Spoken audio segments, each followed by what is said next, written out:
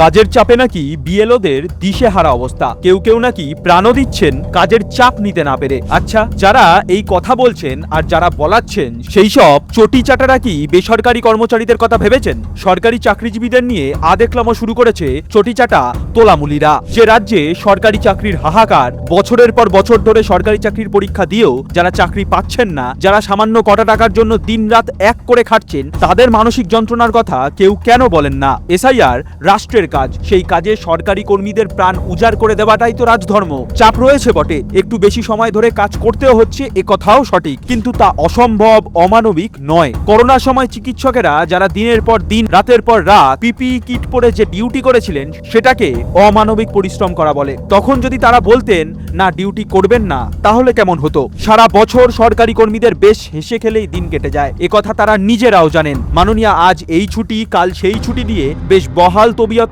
রেখেছেন, কিন্তু এখন যখন এসআইআর এর কাজ করতে হচ্ছে, তখনই যেন গোসা ঝরে ঝরে পড়ছে মাননীয়া আর তার অনুপ্রাণিত সরকারি চাকুরিদের। খেয়াল করে দেখবেন, সব সরকারি চাকরিজীবী কিন্তু এসআইআর এর বিরুদ্ধে নয়, এর বিরুদ্ধে মুষ্টিমেয় কিছু তোলামুলি বিএলও।